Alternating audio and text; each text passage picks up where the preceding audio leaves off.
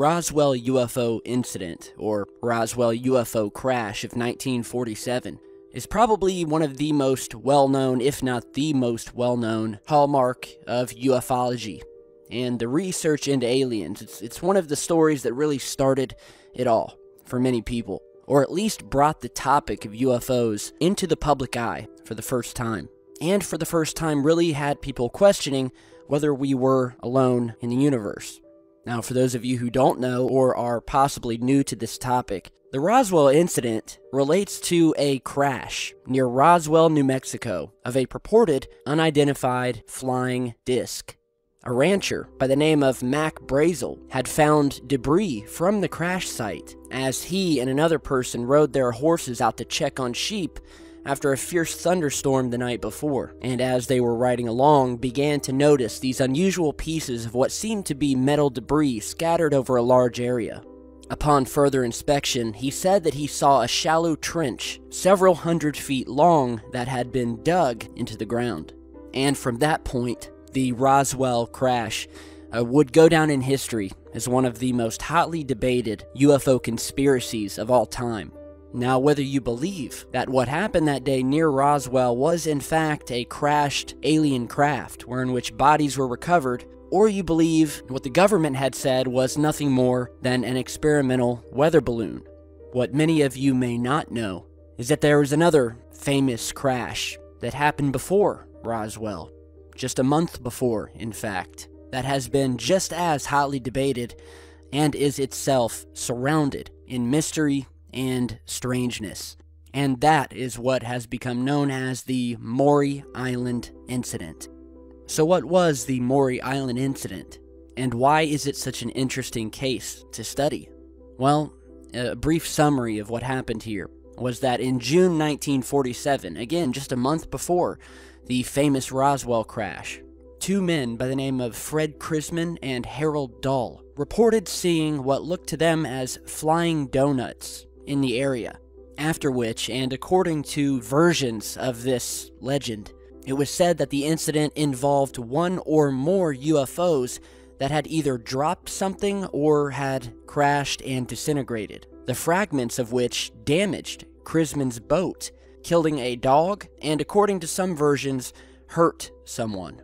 Subsequently, Krisman and Mr. Harold Dahl, who was the other apparent witness, were approached by men in black. And from then on, the story gets very strange. Now, the story gained further additional coverage when a government plane crashed, a plane which was said to be carrying fragments from the Maury Island incident. And of course, if you have researched this story, you'll know that the FBI file on this incident indicates that the Bureau quickly determined that the matter was a hoax. But as you read deeper into it, you'll see that everything is not so easily explained. Now recently, and after a Freedom of Information request, the FBI files pertaining to this incident were actually obtained. The Maury Island incident was only one example, a part of what have become known as the SMX files, which is an abbreviation for Security Matter X, the name given to the files by the FBI. Now, these files were very close to what you might think of the X files, and dealt with many stories and incidents of high strangeness that the FBI investigated back in the 40s and 50s. And after these files were released, and you read more into the FBI's investigation of this incident, but not only the incident itself, but the witnesses of the incident. One of those witnesses, again, a man by the name of Fred Lee Krisman.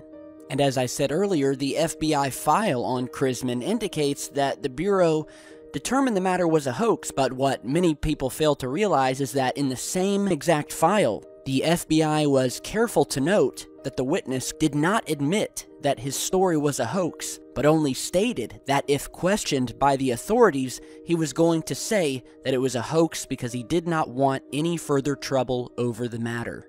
Now, if you look up the Maury UFO incident on Wikipedia, for instance, the summary, the very short summary, reads, and I quote, "The Maury Island incident in June 1947 refers to the claims made by Fred Krisman and Harold Dahl of falling debris and threats by men in black following sightings of unidentified flying objects in the skies over Maury Island, Washington. It then further says that Mr. Dahl later retracted his claims, stating that the story was a hoax, but also indicates that Mr. Dahl had stated, if questioned by the authorities, that he would indeed say that it was a hoax. Mr. Chrisman and Dahl said that they were harbor patrolmen out on a workboat who saw 6 donut-shaped objects in the sky near Maury Island. According to Chrisman and Dahl, one of the objects dropped a substance that resembled lava or white metal onto their boat, breaking a worker's arm and killing a dog. Dahl claimed that he was later approached by a man in a dark suit and told not to talk about the incident. The story was later retold in Gray Barker's book, They Know Too Much About Flying Saucers, which helped to popularize the image of the Men in Black in mainstream culture. The substance claimed to have been dropped by the UFOs was found to be, quote, slag from a local smelter. Years later, it says, Dahl confessed to a reporter that the incident was a hoax. But is it really? Well, let's go ahead and go over a few things. The first thing we'll start off with is that, although some believe that it was a hoax, there are many who didn't, including that of a Mr. J. Edgar Hoover, who is the head of the FBI, who did not believe that it was a hoax. In a teletype dated August 14, 1947, Hoover stated, quote, it would also appear that Mr. Dahl and Chrisman did not admit the hoax to Army officers. And FBI agent in charge from Seattle, George Wilcox, answered, please be advised that Dahl did not admit to Brown that his story was a hoax, but only stated that if questioned by authorities, he was going to say it was a hoax because he did not want any further trouble. So there's your first piece of evidence right here. We have an eyewitness of the UFO crash stating perfectly clear, as was documented in the same FBI file, that if confronted, he would claim that it was a hoax in order to stay out of trouble. Mr. Fred Chrisman not only didn't admit that it was a hoax, but in the January 1950 issue of Fate, he called those accusations a, quote, bald-faced lie. So the next question is, who is claiming that the Maury Island incident is a hoax? Well, the main person behind this narrative is a man by the name of Edward Ruppelt, who is the one-time head of the U.S. Air Force project investigating flying saucers, who identified it as a hoax. Now, keep in mind that the Maury Island episode took place in the summer of 1947.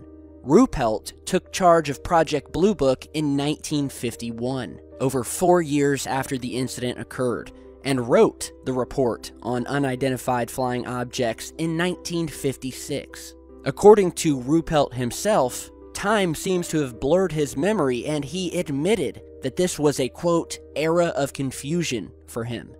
Another man by the name of Dr. Edward Condon was also convinced that it was a hoax. In his scientific study of unidentified flying objects that was unfortunately neither scientific nor a study, he discusses the Maury Island case in only 115 words, where again he chalks it up to nothing more than a hoax. William Hartman, who was a staff member of Condon's, also agreed that it was a hoax. But where did Mr. Condon and Mr. Hartman get their information? Well, from none other than Mr. Edward Ruppelt, the head of Project Blue Book, who didn't officially look into the incident until 4 years after it happened. So what exactly do we know about the Maury Island incident that would help us to decide whether this was a hoax or not? Well, we know that in Puget Sound Harbor, between Tacoma and Seattle, Washington, Mr. Dahl and his teenage son Charles and 2 other crew members and a family dog were patrolling for salvage logs when they saw 6 huge donut-shaped objects in the sky. The objects appeared to be about 100 feet in diameter and of a bright metallic appearance. 5 of the objects were circling a 6th, which looked as if it were in difficulty. Suddenly, there was an explosion, and the 6th vessel discharged a quantity of metallic residue. Flakes of the material similar to aluminum and some additional material, which resembled cooled lava, fell from them. Some fragments hit the boat and caused damage. One fragment injured Dahl's son, and another killed the family dog. One of the circling discs approached the malfunctioning disc and in some fashion, quote, jump-started it. All of the discs then rose rapidly and vanished into the skies.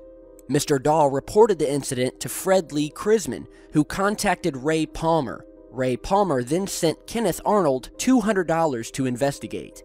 Now, at the time, $200 seemed like such an enormous sum of money that when Arnold bragged at the office of the Idaho Daily Statesman, the editor sent a telegram to Air Force Intelligence to report about the event. On the 1st of August, 2 Army Air Corps officers, First Lieutenant Frank M. Brown and Captain William L. Davidson, who had been sent to investigate the incident, were killed when their B-25 aircraft carrying the photographs of some of the alleged UFO residue mysteriously crashed. What happened next becomes even stranger. On August 3rd, Mr. Kenneth Arnold's airplane was sabotaged and he nearly escaped being killed in a crash. And there was a rash of other mysterious deaths after this happened, including Paul Lance, who was the Tacoma Times reporter, who was dead just 2 weeks after this incident, under mysterious circumstances. A short time later, Ted Morello, who was the United Press stringer in Tacoma, also died. Ray Palmer, who was another news editor who had originally reported on the investigation, was fired. The Tacoma Times, a newspaper in business for over 40 years, then went out of business. Afterward, Mr. Crisman, and who had served 30 months flying in the Korean War, had his flying status revoked and was labeled by the Air Force a, quote, undesirable and unreliable officer. So let's move on to the crash debris at Maury Island, or what the FBI called slag from a local smelter. What we do know is that the original cigar box of fragments was mailed by Mr. Dahl to Mr. Ray Palmer. This box was then stolen from Palmer's office, which begs the question, who would want to steal a cigar box of slag? Furthermore, just before it was stolen, Palmer sent some of it out for analysis, the results of which indicated that it was neither slag nor natural rock. It's also interesting to note that the version of what the FBI stated this debris was varied from that of slag from a local smelting plant to, quote, strange rock formations found from a gravel pit on the island. Now, lastly, the story of Mr. Fred Crisman continues to grow stranger when, in the late 1960s, he was fingered as being one of the people responsible for John F. Kennedy's assassination. Now, of course, hundreds of people were accused, with varying degrees of alleged complicity, but he was one of the more investigated individuals when this happened. In fact, he was called to testify for the grand jury at the trial of Clay Shaw, which was the only criminal prosecution and trial that ever took place in attempts to address the JFK assassination conspiracy. Some believed that Crisman was there during that day and held some sort of unknown part in the assassination. He was later released and the investigation ended after it was found that he had not been in Dallas on the day of said assassination. So there we have it. It's a very complicated and convoluted topic of research. And again, it would seem that the FBI and the Air Force have attempted to inject much disinformation into this story, and who have stood by their claim that it was nothing more than a hoax, and that one of the sources allegedly admitted to it being a hoax. But just remember what Mr. Dahl stated, that when questioned about it further, he would always claim that it was a hoax to avoid further trouble. And it would seem that that is just what he did. So again, I will let you guys be the judge here. There's a lot of strangeness surrounding this incident. In fact, so much that it would be impossible to fit into one single video. But I just wanted to give you guys a brief summary of one of the most famous UFO incidents that you've never heard of.